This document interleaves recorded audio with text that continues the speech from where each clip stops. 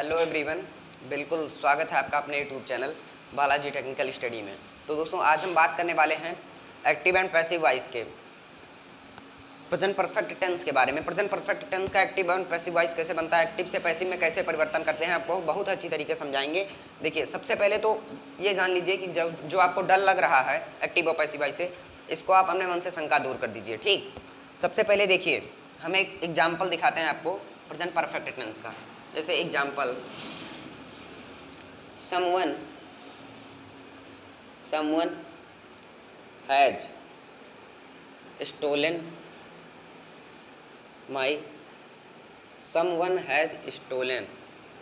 my pen. ठीक, मेरा pen, किसी ने मेरा पेन चुरा लिया है। ठीक, ऐसा ये हमें सेंटेंस देखने को मिलता है। तो सबसे पहले देखिए हमें यह जानना होता है एक्टिव वॉइस से पैसिव वॉइस में परिवर्तित करने के लिए देखिए थोड़े नियम होते हैं, उसको आप फॉलो कीजिए। मैंने पहले लेक्चर में आपको बताया है। ठीक, सबसे पहले तो हमें यह जानना होता है कि इसमें हमारा कर्ता कौन सा है। कर्ता को पहचानना होता है। कर्ता वह जिसके द्वारा कार्य किया गया होता है, वह कर्ता कहलाता है, और जिसके लिए कार्य किया गया होता है वह ऑब्जेक्ट। मीन्स एक्टिव वॉइस से पैसिव वॉइस में जब हम परिवर्तित करते हैं तो हमें यही थोड़ा ध्यान देना होता है कि जिसके लिए कार्य किया गया होता है उसको हम सब्जेक्ट बनाकर लिखते हैं। ठीक, और जिसके द्वारा कार्य किया गया होता है उसको हम ऑब्जेक्ट बनाकर लिख देते हैं। ठीक, देखिए जैसे आप यहाँ पर पढ़िए, वाक्य को पढ़िए, someone has stolen my pen. ठीक, तो इसमें किसके द्वारा कार्य किया गया है? समवन के द्वारा कार्य किया गया है, मतलब किसी के द्वारा कार्य किया गया है। और किसके लिए कार्य किया गया है, मतलब कार्य जो क्रिया हमारा हुआ किसके लिए हुआ? पेन चुराने के लिए तो हुआ, तो यानी पेन के लिए ना। Someone has stolen my pen, मेरे पेन के लिए ही तो कार्य हुआ। यानी जिसके लिए कार्य हो रहा हो तो उसको सब्जेक्ट में लिखते हैं, और जिसके द्वारा कार्य किया गया होता है उसको ऑब्जेक्ट में लिखते हैं। तो सबसे पहले इसका हमें फॉर्मूला देखिए, फॉर्मूला कैसे बनाएंगे। ठीक, सबसे पहले तो हम सब्जेक्ट को लिखेंगे। सब्जेक्ट जो ऑब्जेक्ट होता है, जिसके लिए कार्य हो रहा होता है, उसको हम सबसे पहले लिखते हैं, जिसके लिए कार्य हो रहा होता है। उसके बाद इसी के अनुसार हैज या हैव का प्रयोग करते हैं, हैज या हैव का प्रयोग। उसके बाद बीन लगा देते हैं, has have been plus third form of the verb, फिर बाई, फिर ऑब्जेक्ट। मीन्स ऑब्जेक्ट मीन्स होता है सब्जेक्ट। ठीक, जिसके द्वारा कार्य किया गया होता है। ठीक, ये हमारा नियम रहा। जिसके द्वारा कार्य किया गया होता है उसको हम ऑब्जेक्ट बनाकर लिखते हैं। यही हमारा बेसिक सा रूल है। जिसके द्वारा कार्य किया गया है उसको तो हम ऑब्जेक्ट बनाकर लिखते हैं, और जिसके लिए कार्य हो रहा होता है उसको सब्जेक्ट बनाकर लिखते हैं। ठीक, तो सब्जेक्ट को सबसे पहले, फिर has have been plus verb की थर्ड फॉर्म, फिर बाई, फिर ऑब्जेक्ट, फिर वही लगा देते हैं। ठीक, तो जैसे someone has stolen my pen, इसको हम बहुत ही अच्छी तरीके से आपको बताने वाले हैं। देखिए someone has stolen my pen, तो किसने कार्य किया है? किसी ने कार्य किया है। क्रिया किसने किया? किसी ने किया। और किसके लिए किया? माई पेन, यानी मेरे पेन के लिए। तो जिसके लिए कार्य हुआ है सबसे पहले उसको लिखेंगे। ठीक, तो माई पेन को पैसिव बनाते समय सबसे पहले लिखेंगे my pen. My pen has या हैव का प्रयोग करेंगे इसके अनुसार। ठीक, तो my pen has, my pen has, फिर क्रिया की थर्ड फॉर्म के पहले बीन का प्रयोग करेंगे, फिर क्रिया की थर्ड फॉर्म स्टोलन का स्टोलन ही हो जाएगा। माई पेन हैज स्टोलन बाई, फिर समवन। ठीक, बन गया। देखिए इसी के हिसाब से बनाना है। जिसके द्वारा कार्य किया गया होता है उसको हम ऑब्जेक्ट बनाकर लिख देते हैं, और जिसके लिए कार्य हो रहा होता है उसको हम सब्जेक्ट बनाकर लिख देते हैं। कोई दिक्कत वाली बात नहीं है। चलिए दूसरा सेंटेंस हम एक देखते हैं। दूसरा से he has done the work. ठीक, he has done the work, ये एक्टिव वॉइस में लिखा है। इसको जब हम पैसिव बनाएंगे तो इसके किसके द्वारा कार्य किया गया है? ही, यानी उसके द्वारा कार्य किया गया है। किसके लिए कार्य हुआ है? यानी काम करने के लिए कार्य हुआ है। ठीक, इसी को समझना होता है। इसके लिए कार्य हो रहा है और इसके द्वारा किया गया है।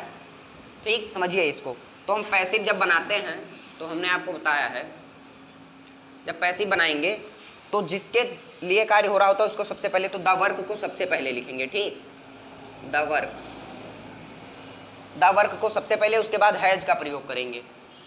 द वर्क हैज, फिर been, the work has been, फिर क्रिया की तीसरी अवस्था डन, बाई ही का हमने आपको बताया है हिम हो जाएगा। ठीक, अच्छी तरीके से आपको समझ में आ गया। ठीक, इसको आप उतार लीजिए, हम निगेटिव सेंटेंस के कुछ एग्जांपल लेके आपको बताते हैं। ठीक, इसको उतारिए, बहुत ही अच्छी तरीके से हमने आपको बताया है।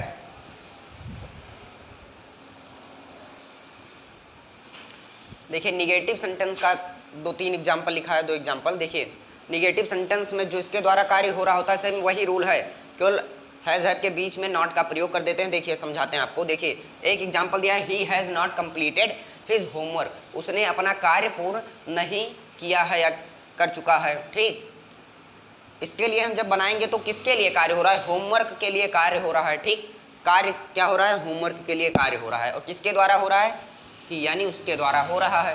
ठीक, जब हम बनाते हैं तो जिसके द्वारा कार्य हो रहा हो तो उसको ऑब्जेक्ट के रूप में लिखते हैं, और जिसके लिए कार्य हो रहा है उसको सब्जेक्ट के रूप में लिखते हैं। तो जिसके होमवर्क के लिए कार्य हो रहा है तो होमवर्क को सबसे पहले होमवर्क, होमवर्क इसी के अनुसार हम हैज हैव का प्रयोग करेंगे। तो होमवर्क हैज नॉट, फिर been, homework has not been, फिर क्रिया की तीसरी अवस्था यानी कंप्लीटेड का कंप्लीटेड ही होगा, completed. Homework has not been completed by him. ठीक, homework has not completed by him, बहुत ही अच्छी तरीके से हमने आपको बता दिया है। देखिए दूसरा एग्जाम्पल हम देखते हैं। दूसरा एग्जाम्पल हम आपके सामने लिख दिए हैं। देखिए they have not beaten, they have not beaten him. ठीक, ये एग्जाम्पल देखिए, they have not beaten him, इसमें क्या कार्य क्या हो रहा है, मारने का। किसके लिए कार्य हो रहा है, उसके लिए यानी हिम के लिए कार्य हो रहा है। किसने किया, दे यानी उन्होंने किया, वे करते हैं कार्य, यानी ये हमारा हो गया ऑब्जेक्ट, ये हमारा हो गया सब्जेक्ट। ठीक, ये ऑब्जेक्ट और ये सब्जेक्ट। ठीक, और कार्य जिसके लिए हमने आपको बता दिया है। ठीक है, बनाते हैं, चलिए देखिए पैसिव वॉइस, पैसिव। ठीक, ही, फिर ही के अनुसार हम हैज हैव का प्रयोग करेंगे। तो ही हैज, फिर not been, he has not been beaten,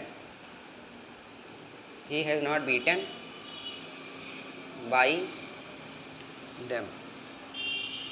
ठीक, he has not beaten by them, वे उनके द्वारा मारे नहीं गए हैं। ठीक, ऐसा बनता है हमारा सेंटेंस। क्रिया मतलब कोई बोलने में कोई दिक्कत नहीं होती, मीनिंग अर्थ नहीं बदलता, केवल कहने का नजरिया बदल जाता है। ठीक, एक्टिव पैसिव वॉइस में चेंज करते समय। देखिए हमने आपको अच्छे तरीके से बता दिया है, इसको उतार लीजिए। हम इंट्रोगेटिव सेंटेंस के कुछ एग्जाम्पल आपको बताते हैं, इंट्रोगेटिव निगेटिव सभी के एग्जाम्पल आपको इसी में बता देंगे। चलिए इसको उतारिए, इसका स्क्रीनशॉट ले लीजिए।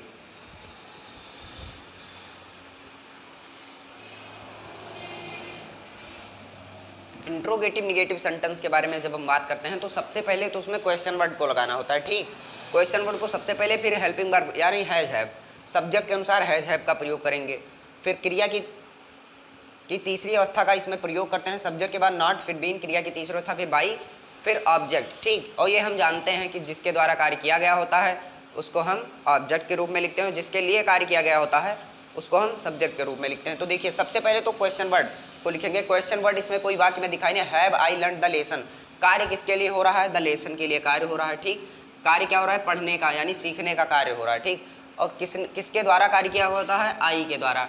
तो जिसके द्वारा किया गया है उसको ऑब्जेक्ट के रूप में आई का मी हो जाता है। ठीक, तो सबसे पहले हम हैज हैव का प्रयोग करेंगे।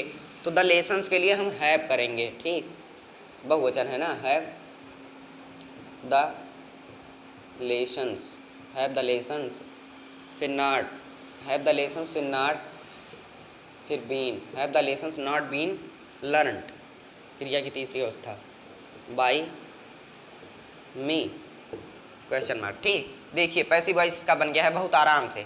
अब इसको देखिए दूसरा भी बहुत सरल है, कोई दिक्कत वाली बात नहीं है। जो भी कमेंट आपको डाउट होती है कमेंट सेक्शन में आप पूछ सकते हैं। Have you stolen my books या have you not stolen the books. ठीक, have you not stolen the books लिखा है, इसको बनाते हैं किसके लिए कार्य हो रहा है, द बुक्स के लिए। तो द बुक्स के अनुसार हम हैज हैव का प्रयोग करेंगे, तो हैव का प्रयोग करेंगे। ठीक, the have the books, the books, फिर not been, have the books not been stolen by